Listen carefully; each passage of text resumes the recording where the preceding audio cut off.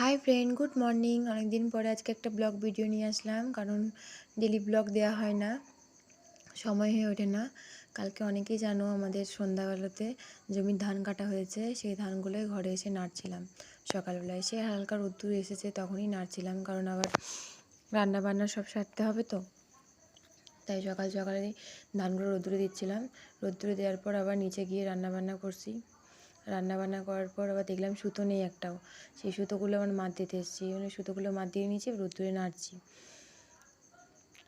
আমরা কম বেশি সবাই জানো আমি ব্যবসার কাজ করি, দশকর্মার, সেই দশকর্মারই ব্যবসায়ী পৈতা সুতো লাগে, সেই সুতোগুলোই নাড়ছিলাম।